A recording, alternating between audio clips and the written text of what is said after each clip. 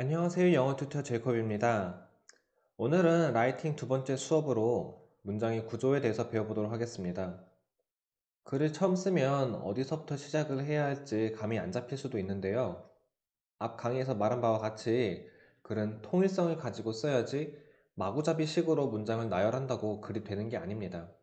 그래서 오늘은 글쓰기를 할 때 접하는 가장 기본적인 구조부터 설명을 드리고 특히 서론, 영어로는 introduction에 대해 집중적으로 알려드리고자 합니다. 서론은 글을 시작하는 부분으로 일반적으로 전체 글 길이의 약 10% 정도로 생각을 하고 글을 쓰시면 됩니다. 만약 영어로 단어 3,000자짜리 에세이나 리포트를 쓴다고 하면 그의 10%에 해당하는 300자 정도로 생각을 하고 서론을 적기 시작하시면 되는데요. 꼭 300자를 맞출 필요는 없지만 300자에서 플러스 마이너스 10% 정도 내외로 이제 쓰셔야 하고요. 이는 가장 이상적인 글을 쓰기 위해서 정해놓은 숫자이니 연습할 때는 최대한 여기에 맞춰서 글을 써주시면 좋겠습니다. 서론을 쓰고 나면 이제 본론, 영어로는 메인 바디에 해당하는 파트를 써주셔야 되는데요. 본론은 앞에 서론에서 말한 주제에 대해 풀어쓰고 예제나 책에서 배운 내용을 인용해서 적어주는 파트입니다. 주제에 맞는 포인트를 각 문단마다 하나씩 넣어서 적어주시면 되겠고요. 이 모든 문단은 서론에서 말했던 주제와 꼭 연결이 돼야 합니다. 본문은 전체 글 길이에서 약 80% 정도를 차지하고 있기 때문에 글을 논리 있게 그리고 통일성 있게 적어야 하는데요. 본문에서 이러한 통일성을 저하시키는 문장들이 가장 많이 나옵니다. 가장 길기 때문에 가장 많이 나오는데 이러한 문장들은 최대한 적지 않으려고 노력을 하셔야 하고요.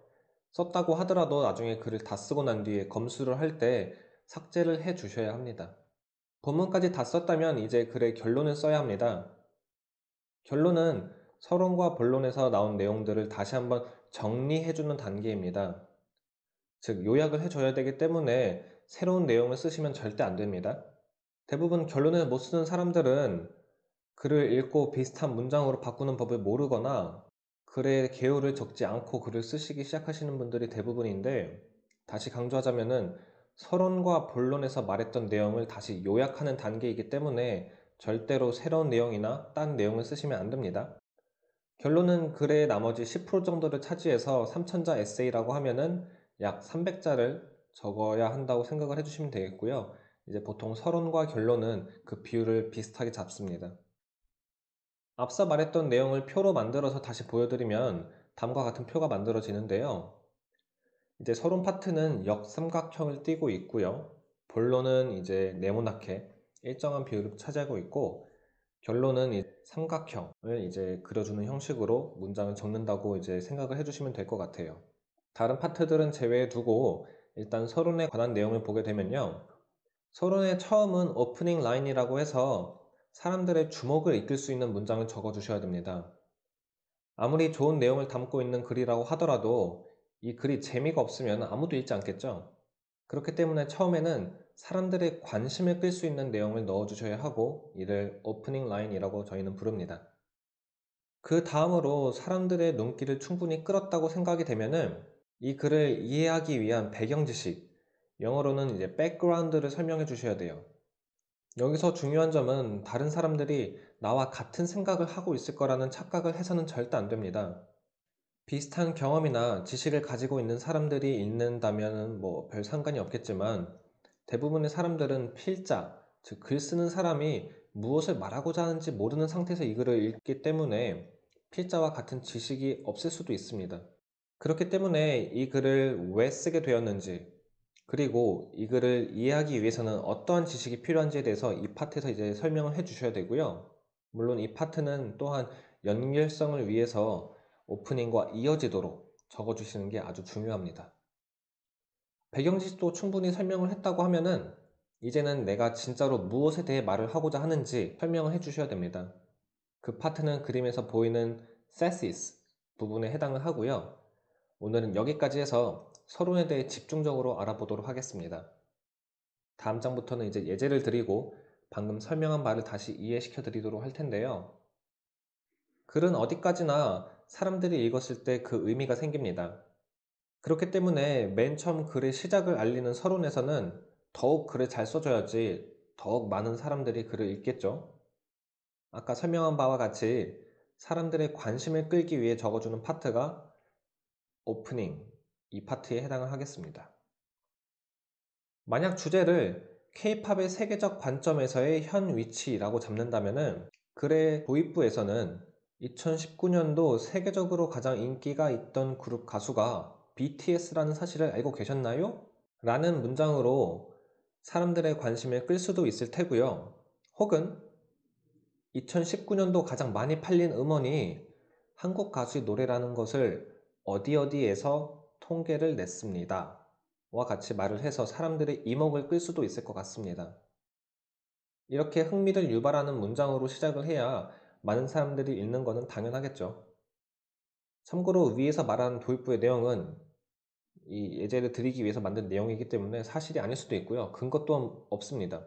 그래서 실제로 글을 쓰실 때는 사실의 바탕으로 해서 글을 쓰셔야 합니다.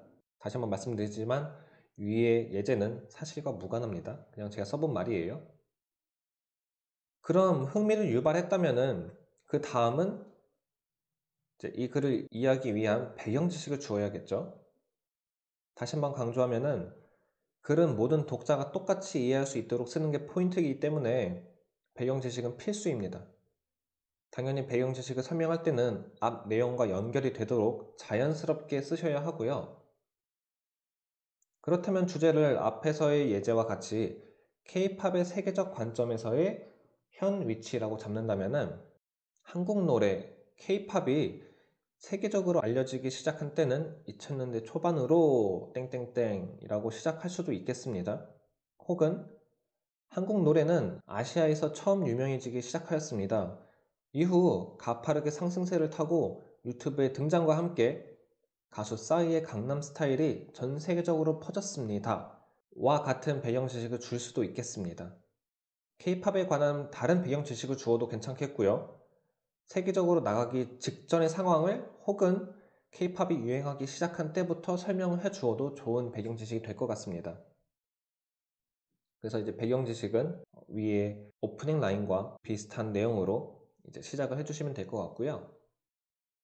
독자들에게 충분한 배경 지식을 제공했다면 이제는 글의 주제에 대해 이제 세시스라고 하는 이 파트에 대해 말해줄 차례입니다.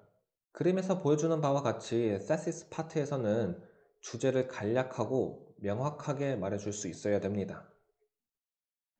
위와 같은 주제에 대해 다시 주제를 써보자고 한다면은 제목이었던 K-팝의 세계적 관점에서의 현 위치를 그대로 써도 괜찮겠지만 저는 말을 바꾸어서 즉 패러프레이징을 다시 해서 써서 한국의 이미지를 높이고 전 세계적으로 알린 K-팝은 현재 세계적으로 어느 위치에 있는지에 대해 다시 알아보도록 하겠습니다. 와 같은 테시스를 적어주시면 되겠죠. 오프닝 라인과 배경 지식과도 이제 연결이 되고요. 주제를 간단하게 말을 바꾼 것이기 때문에 이는 당연하겠죠. 이후 본문은 이 마지막 문장 테시스와 연결해서 써주시면 되겠습니다. 그래서 이제 서로는 이렇게 써주시면 되겠고요. 간단한 예제를 통해 이해시켜 드리려고 노력을 했는데 아마 처음에는 잘 안 될 수도 있어요, 이해가. 그러면 이제 본인이 글을 써보면은 이해가 되겠죠. 간단하게 글을 써볼 주제를 준비해 봤고요. 이외에 더욱 좋은 주제가 있다면 댓글로 알려주시면 감사하겠습니다. 아래 예제로 간단하게 서론을 써보시면 좋을 것 같고요.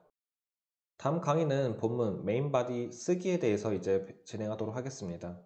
공부하시느라 고생하셨고 이 강의가 도움이 되었다면 좋아요 및 구독 부탁드립니다. 감사합니다.